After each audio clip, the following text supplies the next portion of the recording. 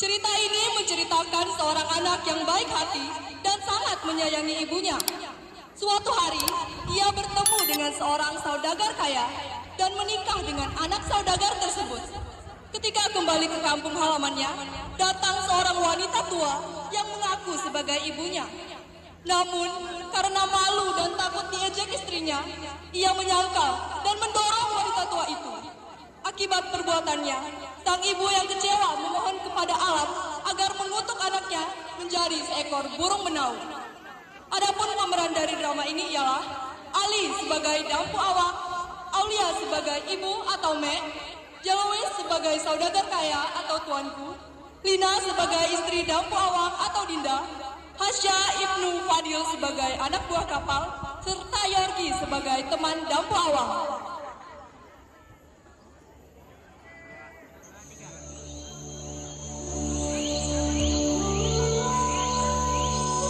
Di tepi sungai yang sepi, Dampu Awang bersama kawan sebayanya sedang mencari ikan. Di kejauhan, tampak sebuah jung atau kapal besar yang megah sedang berlabuh. Lihatlah, indah sekali jung itu.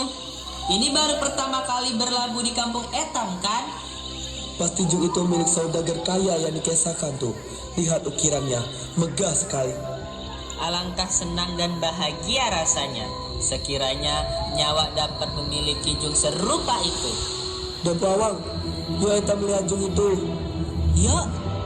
Dampu Awang dan kawannya masuk ke dalam kamar itu sambil melihat isinya. Lalu, kawan Dampu Awang melihat seorang pria parubaya sedang mengarahkan anak buah kapal yang sedang bekerja. Dampu Awang, coba awak lihat tuh. Itu si saudagar kaya yang dikisahkan di kampung Etam, kan? Benar kah? Coba nyawa carang dulu ke Sidin. Ampun tuanku, apakah benar tuanku ini saudagar kaya yang dikisahkan tuh? Benih, nyawalah saudagar yang dikisahkan tuh. Siapa awak dan apa maksud awak datang ke sini? Ampun tuanku saudagar, hamba Dampu Awang. Hamba hidup miskin bersama mek hamba di tepi sungai itu. Bapak sudah lama tiada. Hamba tak tega melihat mek terus menderita. Hamba mohon, terimalah hamba bekerja di kapal ini tuanku. Hamba siap melakukan apapun. Kisah hidup awak menyentuh hatiku. Baiklah, awak nyawa terima. Tapi ada syaratnya. Awak harus mendapat persetujuan mek awak lebih dulu. Besok pagi, awak boleh bekerja di sini setelah mendapatkan restu mek awak. Tuanku, terima kasih. Besok pagi nyawa akan kembali ke sini.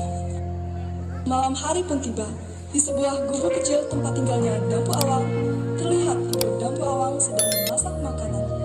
Kemudian, ia melihat anaknya yang tersenyum sendiri dan dia merasa aneh dengan anaknya. Nak, kenapa wajah awak berseri-seri sehabis pulang dari sungai? Mek, Etam nih hidup miskin bener. Peribahasanya, makan kadang dapat, kadang tidak. Nyawa kasihan melihat Etam tuh, Mek. Etam sudah berujung Tuhan Maha. Maka, untuk membangkitkan hidup Etam, nyawa ada maksud di hati. Maksud di hati apa, Nak? Mek nggak ngerti. Nyawa anda umpat saudagar kapalnya berlabuh di Laut Odah. Etam bekerja dengannya. Kapalnya tuh sebulan sekali datang ke sini. Jadi mandi juaha terlalu lawas bener. Aman, ada rezeki. Dapat hak Etam mengganti pondok Etamnya daloros nih. Mek bukannya mandi berikan atau nahan awak umpat. Cumanya Mek kepikiran, amun ke dia awak umpat belayar. Dengan siapa nyawa tinggal di sini? Jadi awak memberikan jua nyawa umpat saudagar tuh, Mek. Ya nak, amun keras jua hati awak ndak umpat. Mek mandi keberatan. Sebuting pesan nyawa dengan awak Dampu Awang. Jangan sombong. Ingat keadaan diri Etam hidup dalam kemiskinan. Asal kaya dengan budi pekerti. Dan pesan nyawa yang terakhir, dosa yang paling berat adalah durhaka kepada Mek bapak sendiri. Mek, Allah Subhanahu wa Ta'ala seru sekalian alamnya jadi saksiku. Segala apanya awak nasihatkan, ku amalkan setiap hambat merian. Saat pagi hari di tepi sungai, Dampu Awang diantar ibunya dengan perbekalan seadanya yang mereka miliki. Dampu Awang anakku, sekarang awak sudah nyawa antarkan dan nyawa serahkan dengan saudagar tuh. Baik-baiklah awak jaga diri dan tingkah laku. Nyawa mohon doa restu, Mek. Setelah Dampu Awang naik ke dalam jung, ibu kembali ke pondok tempat ia tinggal. Dampu Awang hanya bisa melihat tubuh ibunya tertutup oleh rindangnya pohon. Setetes air mata menggenang di mata Dampu Awang. Tak lama, Jung pun berlayar menuju selatan. Beberapa tahun telah berlalu di kota Rum. Dampu Awang kini hidup dalam kemewahan. Berkat kerja keras dan kejujurannya, ia menjadi orang kepercayaan saudagar dan bahkan diterima menjadi menantunya. Setiap hari, ia mengenakan pakaian indah dan tampak gagah serta rupawan. Kehidupannya kini jauh berbeda dari masa lalunya dan penuh kesedihan dan penderitaan. Semua peristiwa pahit, air mata, dan cobaan hidup yang pernah dialami perlahan terlupakan bersama waktu yang terus berjalan. Dampu Awang, kemarilah. Nyawa ndak carang dengan awak. Awak telah menunjukkan sifat kejujuran. Usaha nyawa maju berkat bantuan awak. Sekarang, awak nyawa jodohkan dengan anak nyawa. Segala harta dan kekayaan nyawa ini, nyawa serahkan kepada awak. Wahai tuanku, amanat ini sangatlah berat nyawa terima. Mun jika tuanku memaksa, nyawa menerima perjanjian ini. Ingat nak, buanglah sifat sombong, tamak, dan dengki.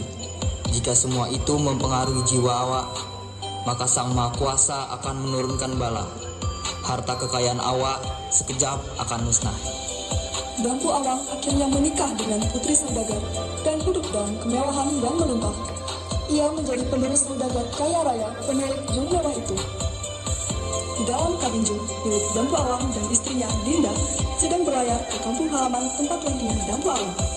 Dinda, besok Etam akan sampai di kampung halaman Kanda. Kanda sangat ingin engkau melihat tempat Kanda dilahirkan dan dibesarkan. Tentu saja Kanda, Dinda sangat tidak sabar. Di malam hari, Dampu Awang teringat dengan nasihat yang diberikan mertuanya. Namun, nasihat itu lenyap dalam sekejap di pikirannya. Keesokan harinya, jung milik Dampu Awang dan istrinya tiba di pelabuhan kampung. Orang-orang kampung mulai membicarakan jung megah itu. Ibu Dampu Awang yang sudah termakan usia mendengar kabar bahwa anaknya berada di bibir pantai. Ia segera mengambil baju lusuh dan tempurung kelapa yang sering dipakai anaknya dulu. Lalu, ia pergi ke bibir pantai dengan tergopoh-gopoh hingga terjatuh. Nak, benarkah jung ini milik saudagar kaya bernama Dampu Awang? Tolong, beritahukan padanya bahwa Meknya ini ingin bertemu dengannya. Hah? Mek?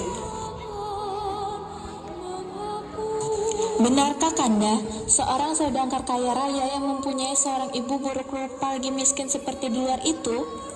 Hei, beritahukan kepada Mek tua Bangkatu bahwa nyawa pernah mengenalnya dan nyawa bukanlah anaknya. Suruh ia segera pergi menjauh dari jung ini. Anak buah kapal berlari ke arah Mek Dampu Awang untuk menyampaikan pesan dari anaknya. Mek Dampu Awang memohon sekali lagi dengan wajah memelas agar dapat diizinkan melihat wajah anaknya walau sekejap. Dampu Awang dan istrinya keluar. Pikiran Dampu Awang bercampur aduk antara malu dan kesal. Mek Dampu Awang yang melihat anaknya keluar dari jung megah itu sangat ingin memeluknya. Dampu Awang anakku, dan lama awak dek pulang. Cih, manusia tak bermalu, berani sekali mengaku diri awak sebagai Mek nyawa. Nyawa tidak mempunyai Mek seburu awak, miskin lagi hina, pergilah dari hadapan nyawa. Ibu Dampu Awang menangis terseduh-seduh. Istri Dampu Awang merasa iba dan mengingatkan suaminya. Kanda, Dinda sangat sedih mendengarnya. Ini baru saja terjadi atas diri beliau, belum lagi terjadi atas diri Etam. Sadar dan insaflah Kanda, sebelum terlanjur. Dosa yang tak terampuni adalah durhaka pada Mek kandungnya sendiri. Sudahlah Dinda, tak usahlah awak ikut campur. Orang tua ini bukan Mek nyawa, biarlah dia mengoceh sendiri. Dampu Awang, ini tempurung kelapa yang pernah kau jadikan piring nasi, dan ini bajumu ketika engkau memohon izin padaku. Tetapi betapa kejamnya perlakuanmu terhadap nyawa. Namun, Mbak tidak akan membalas perlakuan awak, tapi anakku, alamlah yang memberikan balasan. Hei, lemparkanlah orang tua tak tahu diri ini ke dalam laut. Nyawa tak sudi jika ia menginjak jung ini. Seketika langit menggelap, suara petir bergemuruh dahsyat, dan arus laut yang semakin kencang. Ibu Dampu Awang yang merasa kecewa atas perilaku Dampu Awang terhadapnya, meminta kepada Yang Maha Kuasa untuk menghukum Dampu Awang. Wahai penguasa langit, bumi dan seluruh alam semesta, Engkaulah yang menjadi saksi dan Engkau pula yang menjadi hakim. Tunjukkanlah kebenaran dan kebesaran-Mu ya Tuhan. Badai besar. Yuk eta masuk ke dalam jung itu untuk berlindung. Kanda, ini murka Tuhan. Ini kutukan Me, Kanda. Me, ampunilah nyawa, Me. Nyawa menyesal telah menyakiti awak, Me. Namun, suara Dampu Awang tak terdengar. Angin ribut dan petir menelan teriakannya. Tiba-tiba, datang angin puting beliung yang mengangkat jung itu tinggi ke langit. Jung itu jatuh dan tenggelam bersama semua harta dan manusia di dalamnya. Habis sudah riwayat Dampu Awang, anak yang durhaka kepada ibunya. Ketika matahari terbit, muncullah seekor burung dan seekor ikan duyung. Burung itu merupakan jelmaan Dampu Awang, dan duyung itu merupakan jelmaan istrinya. Dikala angin bertiup sepoi-sepoi dalam keadaan yang agak sunyi, terdengarlah suara burung benaul bagai orang minta tolong. Mohon ampun tak henti-hentinya, bahkan mungkin sampai akhir zaman.